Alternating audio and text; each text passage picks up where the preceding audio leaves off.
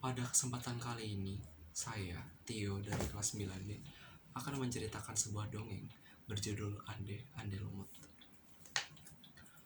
Pada suatu hari, ada dua kerajaan besar yang letaknya berdekatan, yaitu Kerajaan Jenggala dan Kerajaan Kediri. Kedua kerajaan ini mereka bangun dengan sangat akur. Kedua kerajaan ini saling membantu dan saling membangun. Kerajaan-kerajaan ini sangat akur hingga mereka sempat berperang bersama.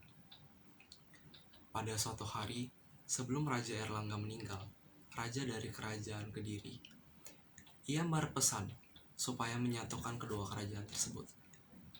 Akhirnya kedua kerajaan tersebut bersepakat untuk menyatukan kembali kerajaan tersebut yang ternyata dulu pernah terpecah belah. Kerajaan tersebut ingin mempersatukan kerajaan ini dengan cara menikahkan Raden Panji Asmarabangun dari Kerajaan Jenggala dengan Dewi Sekartaji dari Kerajaan Kediri. Namun keputusan itu dihalang oleh ibu tiri Putri Sekartaji. Kenapa? Karena ia menginginkan anak kandungnya, Intan Sari, yang dinikahkan oleh Pangeran Panji. Karena ia ingin merebut tahta dari Raja Erlangga. Akhirnya, Putri Sekartaji dan ibunya Chandrawulan sempat diculik. Mengetahui Putri Sekartaji yang sempat menghilang, Raden Panji segera berkelana untuk mencarinya. Pada suatu hari, saat Raden Panji berjalan, ia melihat seorang nenek-nenek yang sedang kesusahan.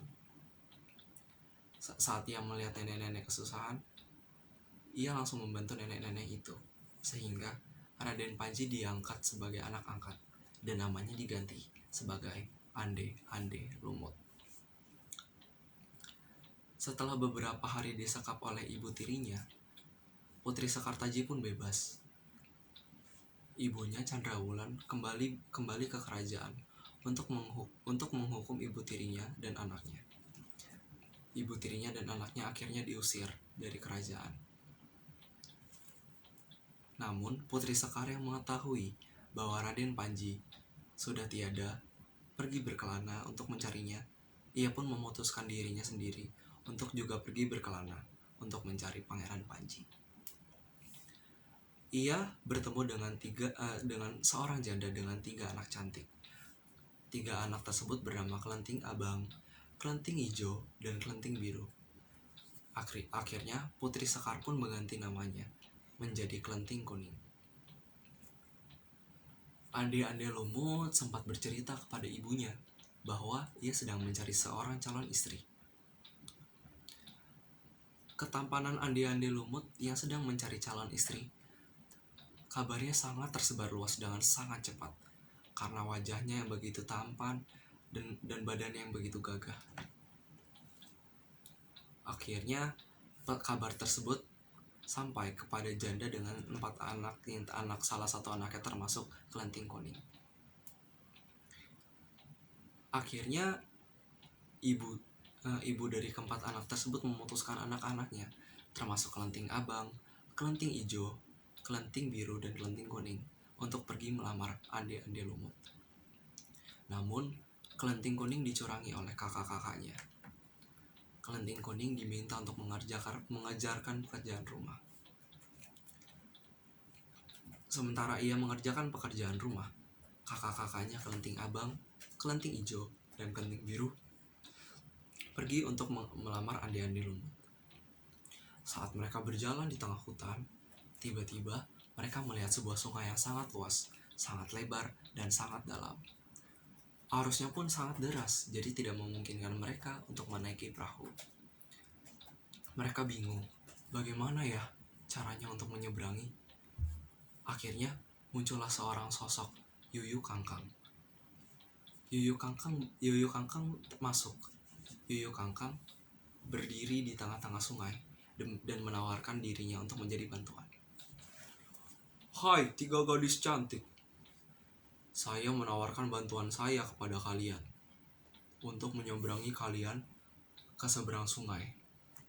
Namun tidak semudah itu. Kalian harus sedia saya cium satu persatu. Awalnya, ketiga kelenting itu pun tidak setuju. Namun karena itu satu-satunya cara, mereka pun harus menyetujui persyaratan tersebut. Akhirnya, setelah mereka diseberangi oleh Yuyu Kangkang, mereka dicium oleh Yuyu Kangkang satu persatu. Rumah ande-ande lumut pun tidak jauh dari sungai itu. Setelah ketiga kelenting tersebut sampai dan bertemu ande-ande lumut, ketiga kelenting itu langsung ditolak. Kenapa? Karena ia telah dicium oleh Yuyu Kangkang. Namun, setelah kelenting kuning pun selesai mengerjakan pekerjaan rumah, ia pun memiliki permasalahan yang sama. Tidak bisa menyeberangi sungai yang sangat luas dan sangat dalam. Lagi-lagi Yuyu Kangkang datang. Hai, gadis cantik. Saya akan menawarkan bantuan saya kepada Anda. Namun jikalau Anda mau saya cium setelah saya seberangkan Anda. Kelenting kuning pun mengepaskan nafasnya. Ia setelah diseberangi Yuyu Kangkang, ia membuka kotoran ayam yang sudah ditutupi oleh pelepah pisang. Ia mengoleskan kotoran ayam tersebut di kedua pipinya. Saat ia menonjolkan pipinya untuk dicium oleh Yuyu Kangkang, Yuyu Kangkang malah kesal dengan kelenting kuning. Ih, kamu bau. Ya udah sana nggak usah. Tidak sudi saya menyium kamu. Namun setelah itu kelenting kuning pun langsung bergegas ke rumah ande-ande lumut. Saat ande-ande lumut melihat kelenting kuning, betapa senangnya ande-ande lumut. Ia sangat senang karena ia berhasil untuk bertemu dengan tunangannya, yaitu kelenting kuning, yang sebenarnya adalah Putri Sekartaji.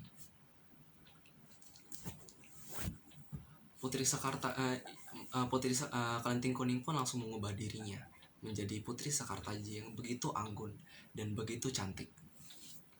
Ande-ande lumut pun juga berubah dan membuka dirinya menjadi Pangeran Panji. Mereka pun menikah dan hidup bahagia selama-lamanya.